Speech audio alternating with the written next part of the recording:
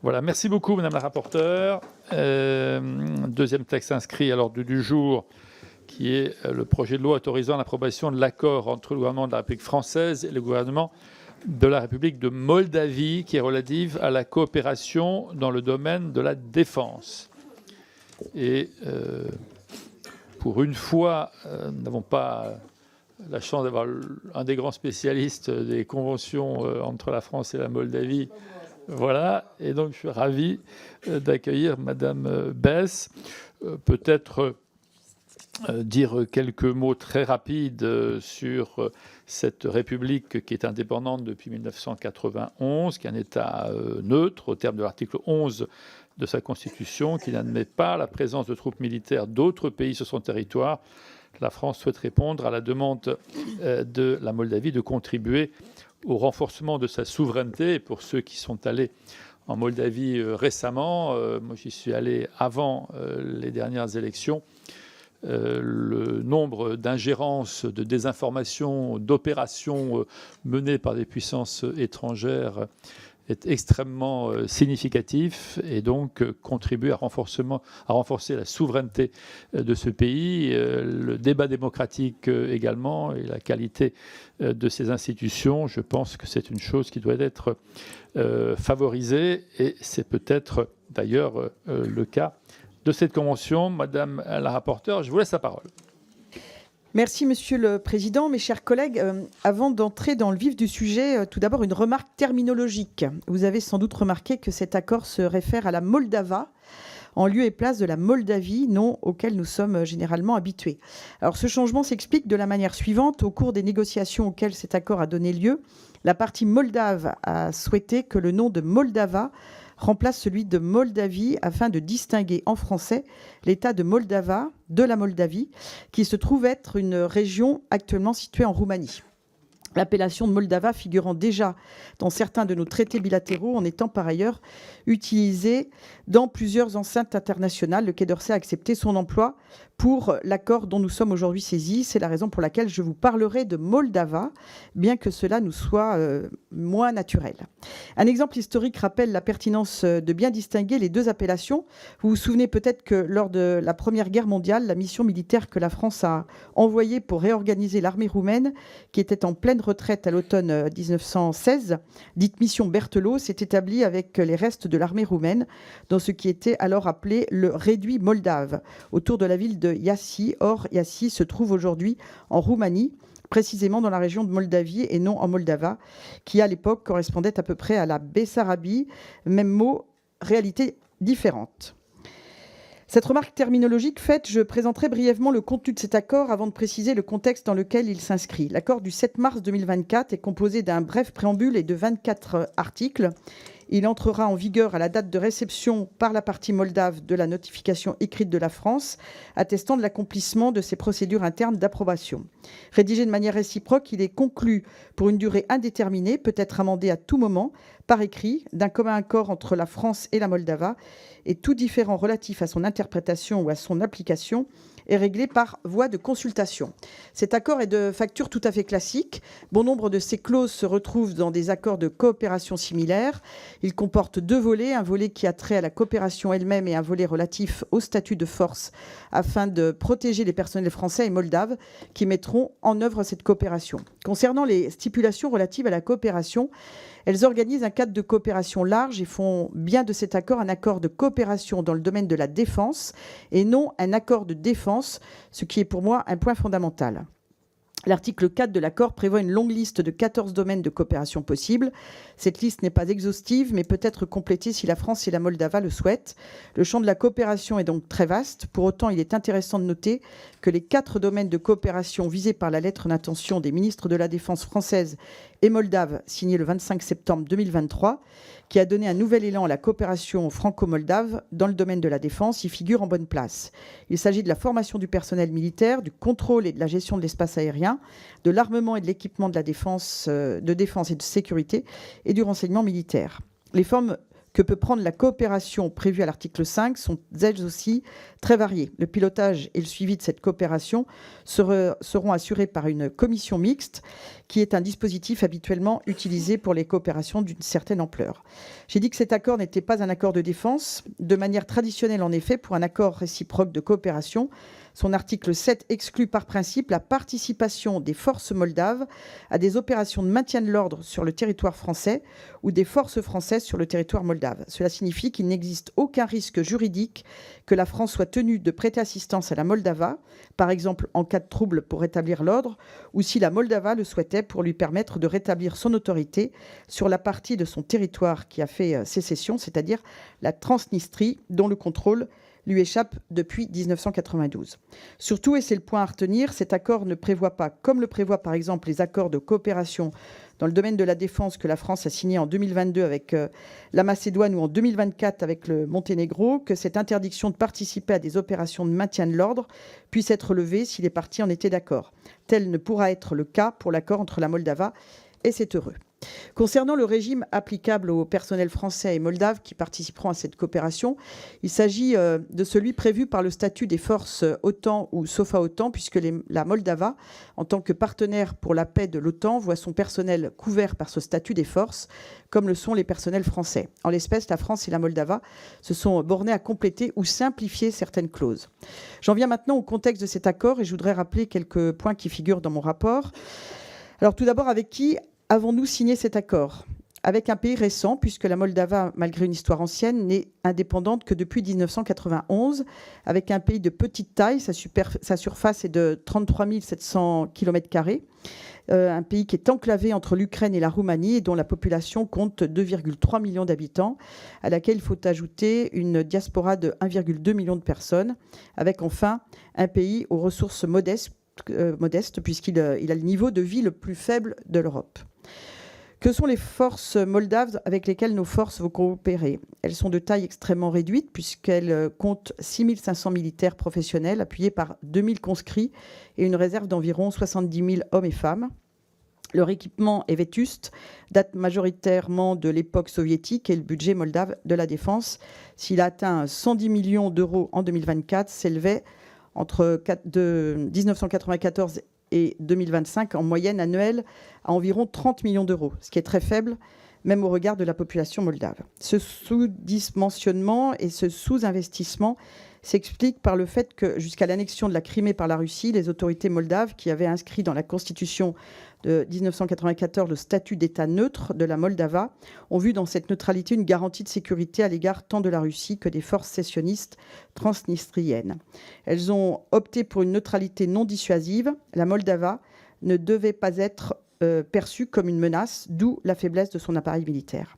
Alors même que la majorité de la population connaît fort bien la culture russe et pratique le plurilinguisme, au sein duquel le russe joue souvent le rôle de langue vernaculaire entre les différents groupes linguistiques roumanophones, ukrainophones, russophones, gagaouzophones, bulgarophones, la Moldava a commencé à subir des attaques hybrides de la Russie à partir de l'annexion de la Crimée, et ces attaques sont devenues massives après l'invasion de l'Ukraine. J'en cite quelques exemples dans mon rapport. Juste pour mémoire, lors des élections présidentielles de 2024, les autorités moldaves ont mis à jour un schéma d'achat de vote qui aurait touché 5% des électeurs et 10% des votants, et les Russes auraient dépensé 166 millions d'euros en la matière, ce qui est considérable.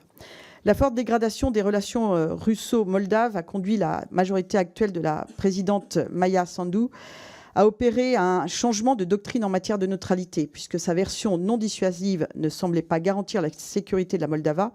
Alors il fallait que le positionnement de la Moldava fût, lui, dissuasif et que son outil militaire soit entièrement rénové.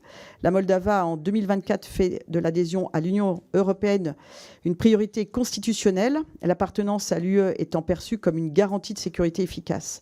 Parallèlement, elle a, en 2023, dans sa nouvelle stratégie de sécurité nationale, pour la première fois désigné la Russie comme la principale menace et élaboré un plan de modernisation en fait de complète restructuration de ses forces armées. J'ai indiqué dans mon rapport que l'ambition militaire restait modérée, puisque l'objectif des autorités moldaves est de porter l'effectif de leurs forces à 8 500 hommes et femmes d'ici 2030 et d'y consacrer seulement 1% du PIB à horizon 2035, ce qui représente déjà un effort important pour ce petit pays. Dans les faits, l'actuelle modernisation des forces moldaves est rendue possible par les financements européens. La Moldava a reçu 197 millions d'euros entre 2021 et 2025 de la Facilité européenne pour la paix et les aides bilatérales de ses partenaires européens et nord-américains. C'est dans ce contexte que la Moldava, qui considère la France comme son premier partenaire stratégique après la Roumanie, a demandé notre coopération dans le domaine de la défense. Quelles que soient mes réserves à l'égard du rôle de l'Union européenne en matière de défense, et elles sont fortes, et à l'égard du choix opéré par la présidente Maia Sandu d'inscrire en 2024 dans la Constitution moldave l'objectif d'une adhésion à l'UE, je me suis efforcé en tant que rapporteur d'apprécier l'intérêt de cet accord bilatéral de coopération pour la France.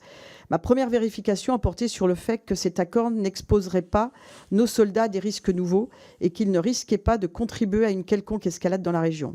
Lors de mes auditions, j'ai obtenu des assurances précises en la matière.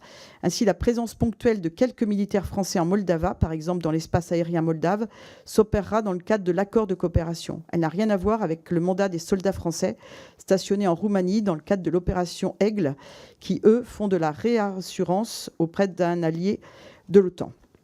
Je m'étais également interrogé sur un possible risque d'escalade avec les forces russes de Transnistrie ou les forces sécessionnistes. Mes interlocuteurs ont également été très clairs. Dans le cadre d'une coopération, il n'existe aucune raison pour que les personnels français se rapprochent trop de la Transnistrie. Par ailleurs, bien que cela ne soit pas une justification, mais seulement une information de nature à rassurer votre rapporteur, la combativité des forces russes et des forces sécessionnistes de Transnistrie est considérée aujourd'hui comme particulièrement faible.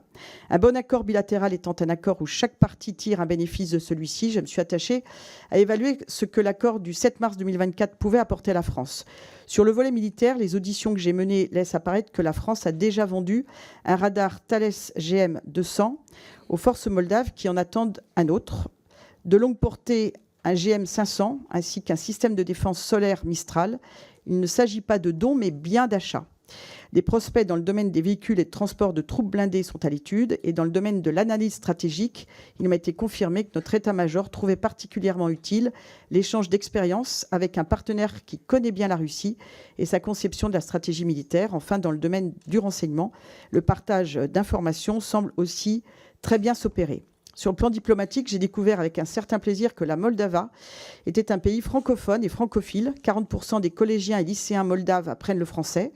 Avec 3500 élèves, l'Alliance française de Chisinau, capitale de la Moldava, est l'une des plus grandes d'Europe. Son cofondateur, Alexandru Munteanu, est l'actuel Premier ministre moldave, ce qui reflète assez bien la prégnance actuelle d'une élite moldave tout à fait francophone.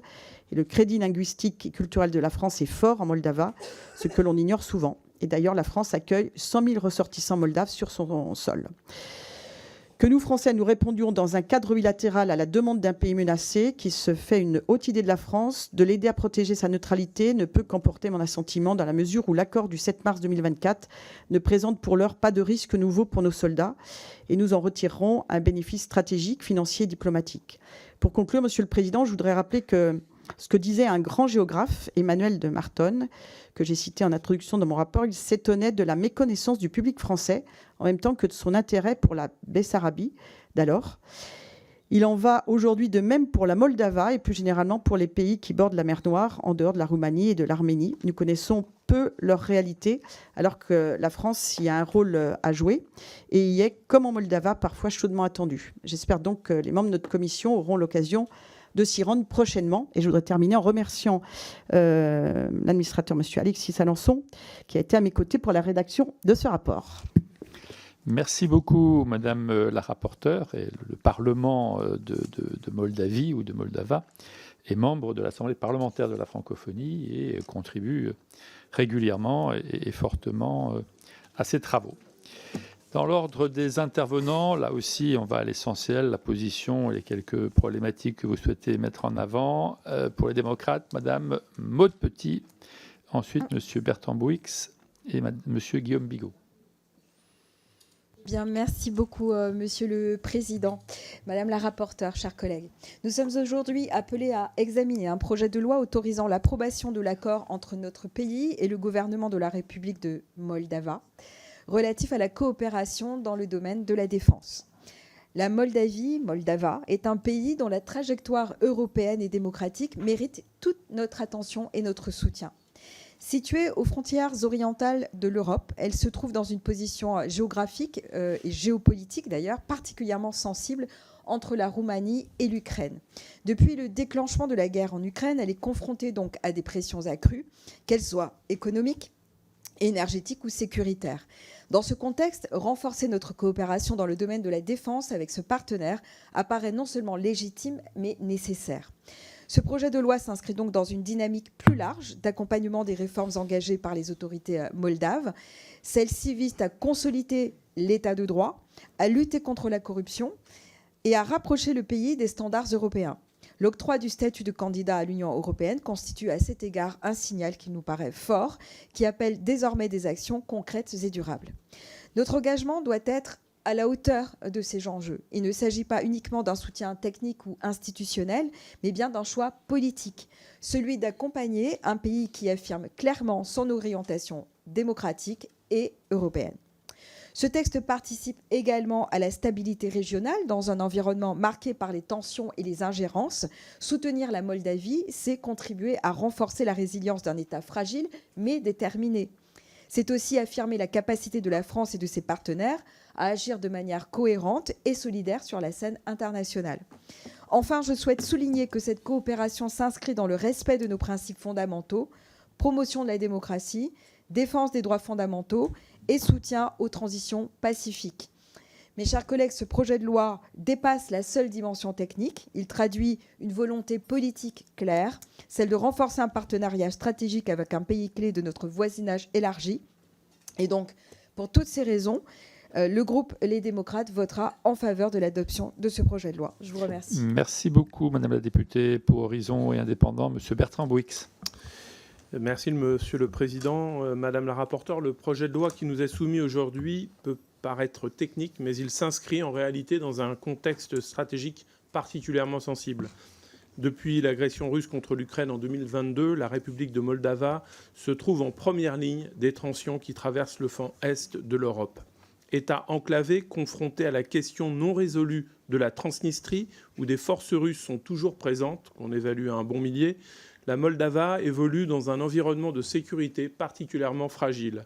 Dans ce contexte, le choix qu'elle fait est clair, celui d'un rapprochement avec l'Union européenne, avec l'ouverture des négociations d'adhésion en 2024. Ce choix mérite d'être accompagné. C'est précisément le sens de l'accord qui nous est présenté. Cet accord ne crée pas une alliance militaire, comme vous l'avez fort justement rappelé. Il ne remet pas en cause la neutralité constitutionnelle de la Moldova, mais il permet de structurer, d'encadrer et de sécuriser une coopération de défense déjà existante et appelée à se développer. Il comble surtout un vide juridique. Le cadre actuel, qui repose sur des textes anciens, n'est plus adapté à la réalité des échanges entre nos deux pays. Le nouvel accord apporte donc la clarté et la cohérence. Il définit des domaines de coopération, organise leur mise en œuvre à travers une commission mixte et apprécie les règles applicables aux forces engagées, qu'il s'agisse de discipline, de soins ou encore de responsabilité.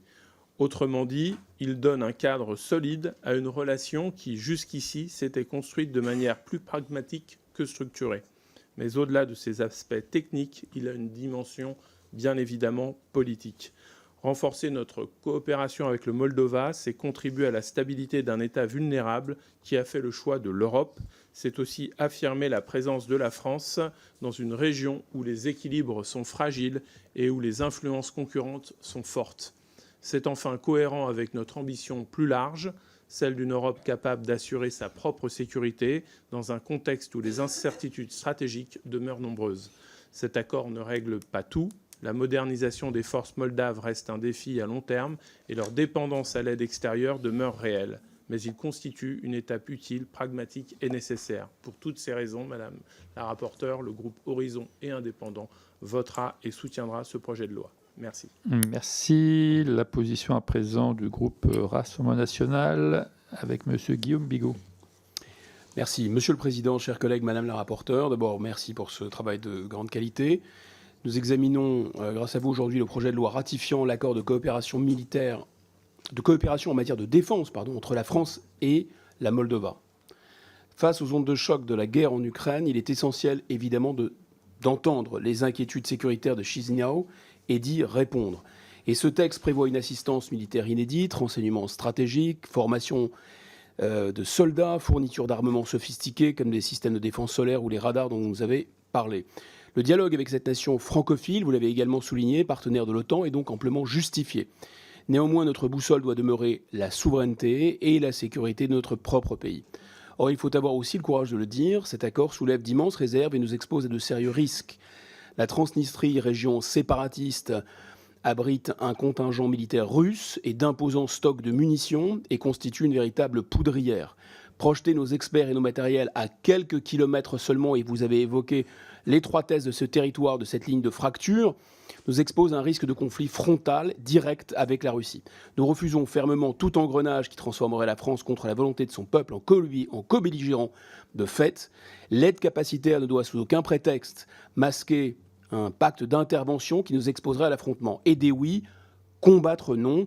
Vous avez également, dans votre texte, souligné les garde-fous et c'est heureux.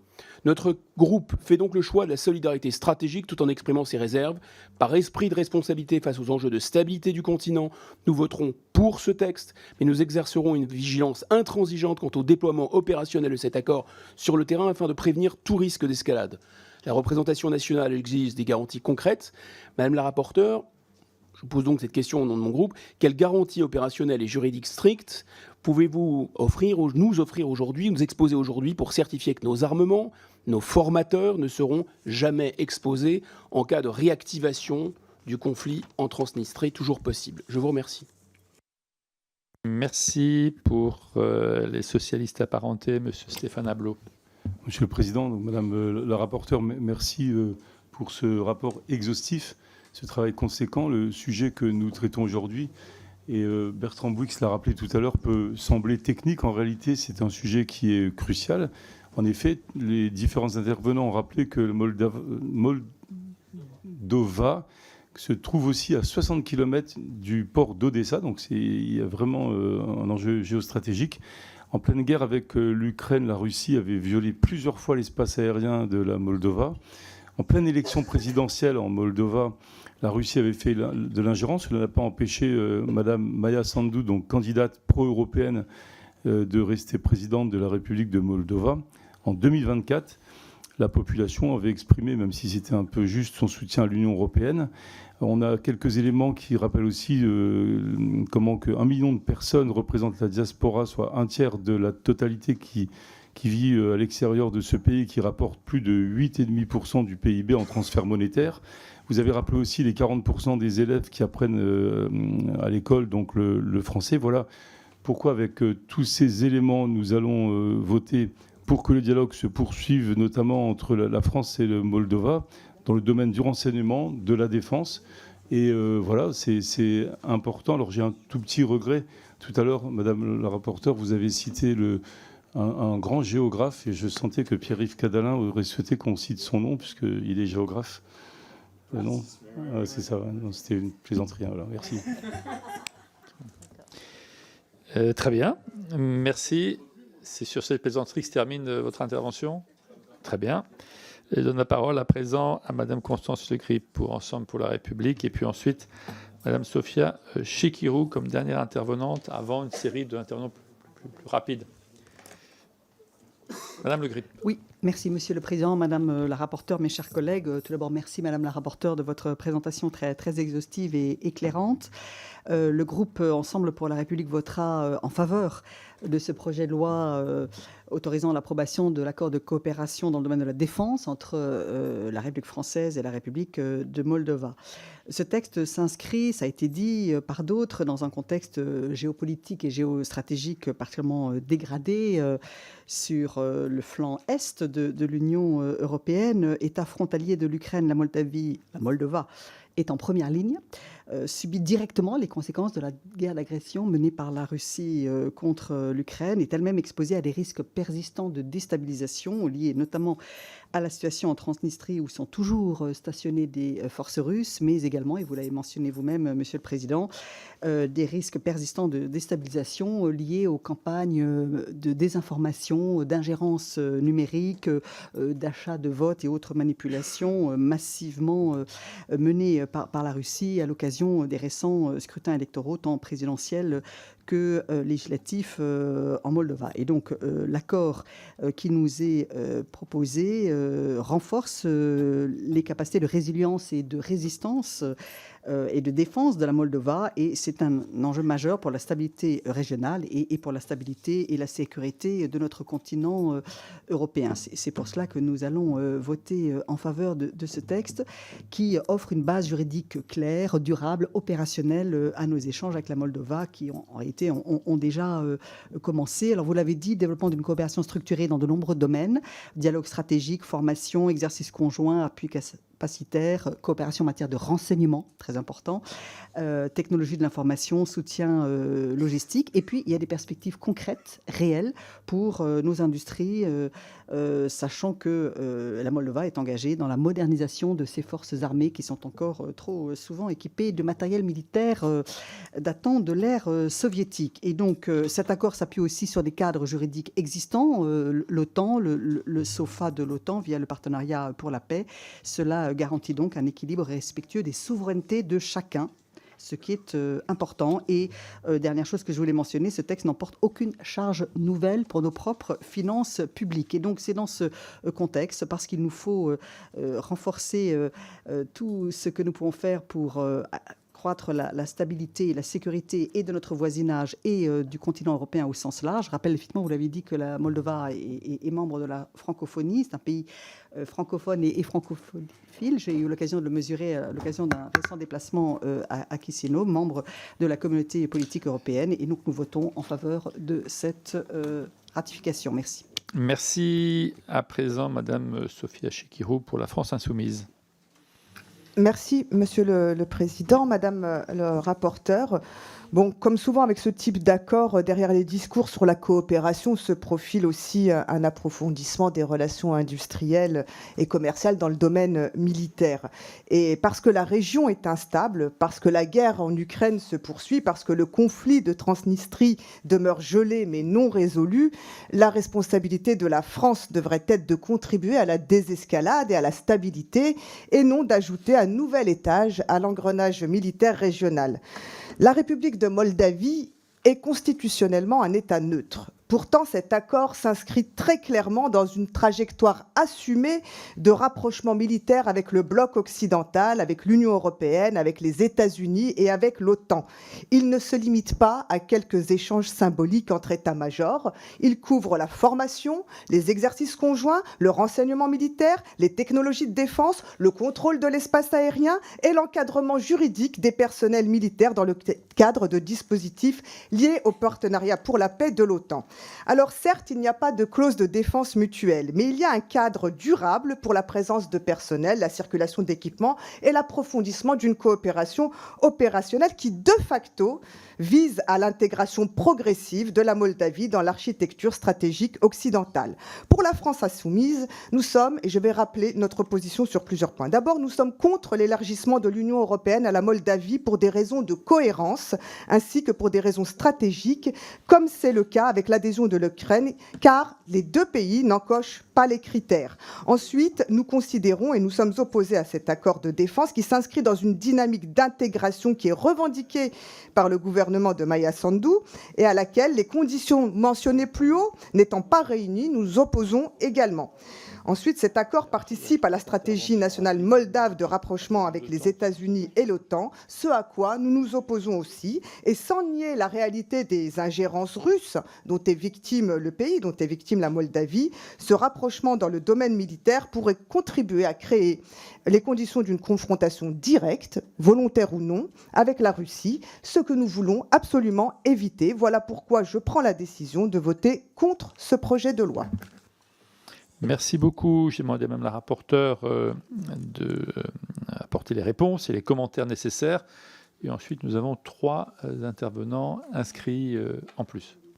Merci, Monsieur le Président. Réponse rapide sur les premières interventions. Donc, tout à fait d'accord pour rappeler que le renforcement du partenariat qui existe déjà entre la France et la Moldava, un partenariat technique mais aussi politique, c'est un rapport effectivement qui apporte de la clarté et qui donne, comme ça a été rappelé par un des intervenants, sur la clarté et un cadre solide surtout, et qui ne fait qu'officialiser ce qui existe déjà, la coopération entre la France et la Moldava. Monsieur Bigot, je comprends tout à fait les réserves que vous avez émises. Je rappellerai simplement, comme je l'ai dit déjà dans ma synthèse de rapport, c'est un accord de coopération dans le domaine de la défense et non un accord de défense. Donc, il n'y a pas d'escalade possible. Et je m'en suis même assurée parce que parmi les auditions que j'ai réalisées, j'ai auditionné l'état-major des armées qui a apporté des garanties opérationnelles sur une non-escalade possible. Donc ça, c'est bien garanti dans le rapport. Et puis, ça a été rappelé, je le dis aussi par Madame Le Grip, mais il n'y a pas de charge nouvelle pour le budget français. Hein. Bien sûr, il n'y a pas pour les finances publiques, il n'y a pas de charge nouvelle. C'est pris en compte déjà dans le budget de l'armée. Voilà. Et voilà, j'ai répondu aussi à Mme Chirikou à travers la non-escalade, le fait qu'il n'y a pas d'escalade possible, puisque, je le rappelle une dernière fois, c'est un accord de coopération dans le domaine de la défense et non un accord de défense. Merci. D'autres intervenants souhaitent s'exprimer. Madame Christine Engrand, pour commencer sur un format d'1 minute. Oui, merci Monsieur le Président. Madame la rapporteure, le texte qui nous est soumis aujourd'hui s'inscrit dans un contexte stratégique sensible, marqué par des tensions persistantes à l'est de l'Europe et par la fragilité structurelle de la République de Moldava. Cet accord de coopération en matière de défense apparaît à première lecture comme un instrument utile pour accompagner un État qui cherche à consolider ses capacités sans renoncer à sa neutralité. Il convient néanmoins de rappeler que cette coopération, si elle est présentée comme strictement technique et encadrée, participe d'un mouvement plus large de repositionnement géopolitique de la Moldava, désormais tournée vers l'Union européenne et ses partenaires occidentaux. Alors, Madame la rapporteure, comment cet accord évalue-t-il à moyen terme le risque d'implication progressive de la France dans une zone de tension où la présence russe demeure significative ? Enfin, comment cet accord s'articule-t-il avec la stratégie globale de la France sur le flanc est de l'Europe, notamment au regard de nos engagements au sein de l'OTAN et de l'Union européenne ? Vous nous avez dit qu'il n'y avait pas de coûts supplémentaires, mais est-ce que nous disposons d'une vision claire et chiffrée des coûts indirects que pourrait engendrer l'intensification de cette coopération ? Merci. Merci pour vos questions. Monsieur Nicolas Dragon. Vous avez la parole. Merci, Monsieur le Président, Madame la rapporteure, ma chère collègue. Alors, la Moldova ayant fait le choix de la neutralité dans les années 90, elle s'est toutefois tournée vers l'Europe et a engagé une modernisation de ses forces armées reposant sur des financements et des partenariats extérieurs, s'expliquant notamment par les ingérences de la Russie en Transnistrie, où sont stationnées des forces russes, ainsi que par sa dépendance au gaz et à l'électricité russe, qui l'a conduite à se rapprocher de l'Union européenne afin de sécuriser son approvisionnement énergétique. L'accord signé le 7 mars 2024 prévoit une coopération dans de nombreux domaines militaires. Toutefois, il ne constitue pas un accord de défense et n'engage pas la France à intervenir en cas de conflit, mais cela s'inscrit dans une zone de forte instabilité où les risques d'escalade, même indirects, ne peuvent être écartés. Alors pour le Rassemblement national, la politique étrangère et de défense de la France doit répondre aux intérêts nationaux, préserver notre souveraineté stratégique et éviter tout engagement susceptible d'entraîner notre pays dans des logiques d'escalade. Je repose la question posée par mon collègue. Pouvez-vous nous assurer que, d'une manière ou d'une autre, même par le jeu des alliances, nous n'aurons pas d'engagement militaire de la France dans cette situation. Merci beaucoup. Merci, Monsieur Michel Guignot. Merci, Monsieur le Président. Madame la rapporteure, je ne vais pas revenir donc sur les questions précédentes. Vous avez clairement spécifié que nous ne pourrions pas être entraînés. Enfin, c'est ce que vous dites dans vos réponses et dans votre rapport. Par contre, il est assez notable et étonnant de conclure un accord de coopération dans le domaine de la défense avec un pays qui a proclamé sa neutralité en 1994. C'est sur cet aspect que je souhaite vous interroger, lequel relève du second alinéa de l'article 11 de la Constitution de la République de Moldava, qui interdit la présence des troupes militaires des autres États sur son territoire. Or, l'article 5 de la Convention prévoit que la coopération qui peut prendre la forme d'entraînement et d'exercice commun. Comment ce genre d'opération respectera-t-il donc l'article 11 de la Constitution? S'il ne fait aucun doute que cette coopération est rendue nécessaire par la force des choses, j'ai fini, Monsieur le Président, comment la coopération pourra-t-elle prendre forme, juridiquement parlant, sans qu'elle ne constitue un soutien exclusif de la France aux forces armées moldaves? Merci, Monsieur Jean-Louis Roumégas. Monsieur le Président. Oui, je voudrais réagir d'abord parce que je constate une similarité totale des positions du RN et de la France Insoumise sur cette question, une espèce de frilosité vis-à-vis de la Russie, que moi je qualifierais de lâcheté même vis-à-vis de la Russie. Je suis allé en Moldavie et je dis tout simplement à mes collègues, vous oubliez dans vos considérations pseudo-stratégiques le droit des peuples à disposer d'eux-mêmes. Et le peuple moldave, très majoritairement, est proche de la France et veut se rapprocher de l'Europe. Alors vous pouvez le maîtriser parce qu'il y a la peur de Poutine et de la Russie ou pour d'autres considérations stratégiques, mais cette réalité, quand on prétend défendre le droit des peuples à disposer d'eux-mêmes, on ne peut pas l'oublier. Merci, Monsieur Bouix. Je vais simplement poursuivre sur ce que vient de dire M. Roumégas. C'est oublier qu'en 1918, la Moldavie demande son rattachement à la Roumanie, que les Moldaves sont quasiment roumains, et que c'est le pacte germano-soviétique qui les fait basculer en 1940 du côté de l'URSS. Et donc, sans demander une adhésion à l'Union européenne, la Moldava pourrait simplement demander son rattachement à la Roumanie. Monsieur Bigot. Oui. Bon, alors effectivement, il y a un point de convergence, chers collègues, avec la France Insoumise. C'est qu'effectivement, il y a un sujet d'inquiétude, puisque c'est un point très incandescent. Tous les stratèges vous diront qu'en dehors du corridor de Slovaquie, ce contingent russe, cette concentration d'armes, elle est extrêmement dangereuse. Donc on partage ce point. Effectivement, pour le reste, nous avons voté pour l'accord, et c'est leur liberté, ils ont voté contre l'accord. Et ensuite, je ne vous laisserai pas dire que nous avons fait montre de la moindre lâcheté. Notre groupe est monté au créneau, et notamment en ce qui concerne les ingérences russes inacceptables dans les pays du Sahel, qu'on a dénoncées de longue date. Voilà. Donc c'est totalement inacceptable de dire ça pour nous. Et c'est peut-être la différence avec votre groupe. Les ingérences, d'où qu'elles viennent, sont inacceptables. Merci. La parole à Mme Chicrou, dont j'ai cru comprendre que vous votiez contre. Mais ça a engagé votre groupe ou dans votre expression pas... Je parle au nom de mon groupe. Voilà. D'accord, ça inclut le géographe vous votez contre émérite. aussi. Je viens de les consulter, ils sont très encore plus contre que moi. Ils m'ont dit, il y a quoi au-dessus de contre?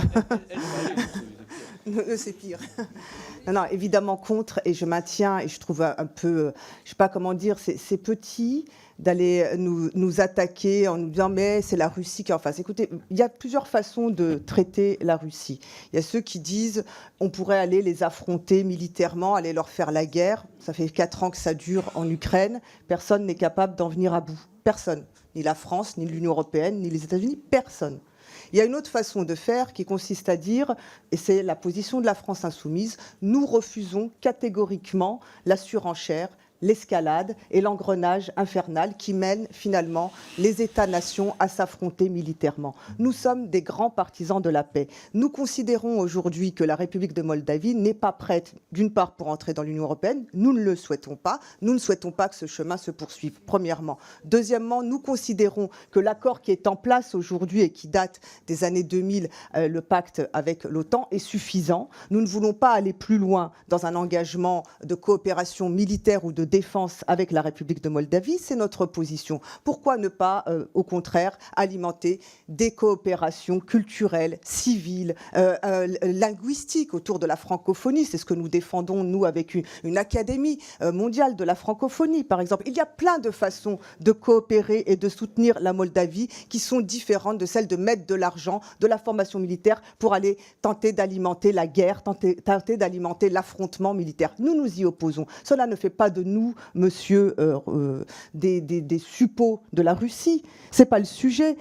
Nous, on ne veut pas de la guerre. On n'en veut pas. Vous pouvez le comprendre ou pas? Donc tout ce qui permet d'alimenter la guerre, on s'y oppose. Et ça s'appelle la diplomatie. On préfère défendre autre chose, d'autres façons de faire. Alors arrêtez de nous insulter, arrêtez de nous mépriser, arrêtez de nous traiter de cette façon-là. Vous êtes les caricatures de vous-même. Et je termine pour ce qui est de parler de souveraineté des peuples. Il y a une souveraineté dont il faut parler, c'est la souveraineté du peuple français. Qui en 2005 a dit non au traité constitutionnel européen, qui s'oppose à l'élargissement de l'Union européenne, qui n'a jamais validé l'entrée dans le commandement de l'OTAN. Le peuple français n'est pas d'accord pour faire la guerre, n'est pas d'accord pour avoir des ennemis sur le continent européen. Donc il faut arrêter de parler de la souveraineté des autres et de balayer et de bafouer la souveraineté du peuple français. Merci pour votre intervention. Une autre intervention, une fois, deux fois. Rapidement. Oui, non, mais je pense qu'il y avait un truc, vraiment, dans notre échange, quelque chose de très important qui a été souligné par notre collègue Roumégas, c'est-à-dire qu'en effet, personne ne veut le voir et personne ne veut en parler, mais la Moldova, c'est l'extension de la Roumanie. Enfin, ce sont des Roumains. Voilà. Exactement comme au Kosovo, maintenant, c'est peuplé d'Albanais, comme dans d'autres régions, ça peut être peuplé d'autres peuples. Voilà, et donc effectivement, on pourrait imaginer, un jour viendra peut-être une grande conférence sur la sécurité sur le territoire européen, où on reposera les choses à plat pour sécuriser les choses et pour éviter que des guerres redémarrent. Merci, monsieur Roumégas. Non, simplement, je sens que certains sont piqués au vif, mais en attendant... Pardon. Monsieur Roumégas a la parole. On peut se calmer ? Monsieur Roumégas, alors, à la tu parole. peux respecter au moins le tour de parole si tu ne sais pas te calmer. Simplement, je crois qu'il ne faut pas aller dans la caricature ni des uns ni des autres. Il n'y a pas d'un côté des gens qui veulent la guerre avec la Russie, d'autres qui veulent la diplomatie. Donc ce discours est complètement faux. Mais par contre, il y a des gens qui doivent reconnaître des principes.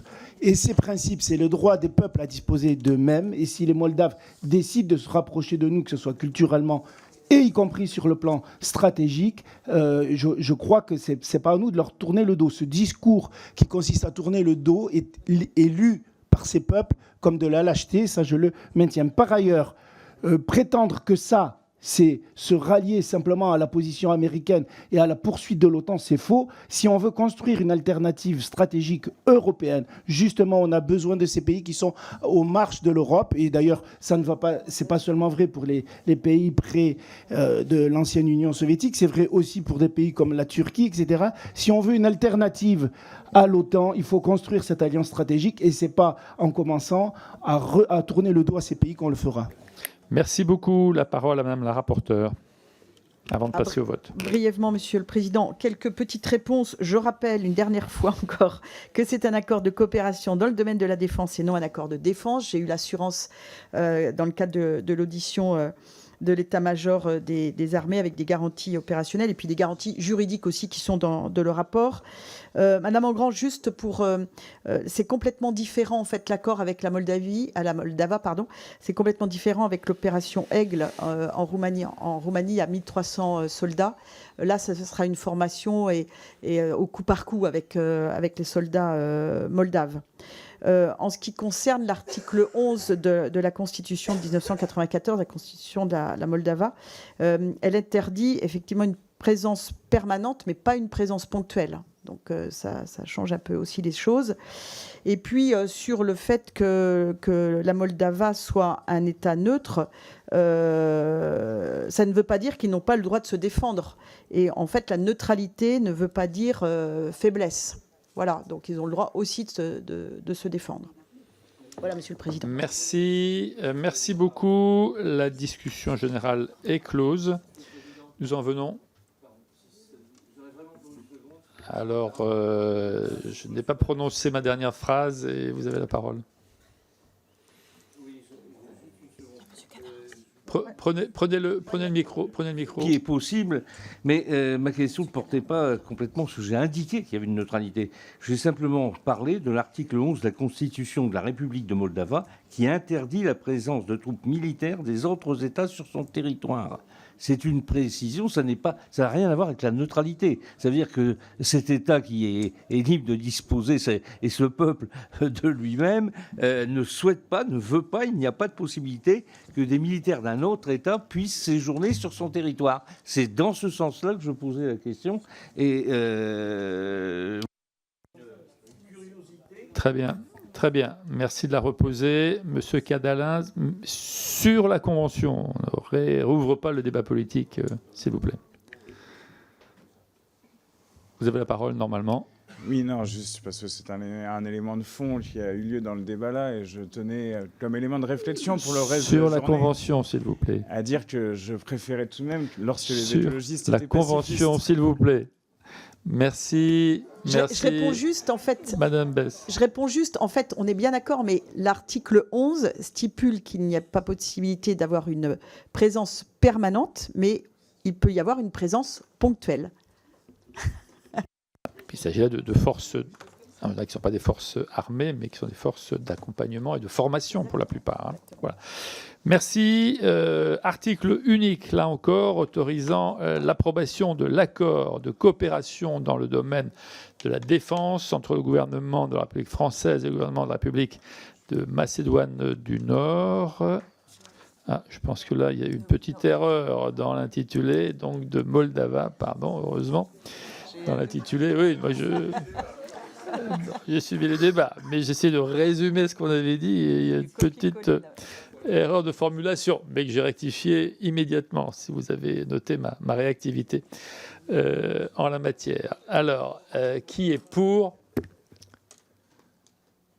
Qui s'abstient? Qui est contre? Merci. L'article unique est adopté. Je remercie notre rapporteur pour son travail. La séance est levée. Merci.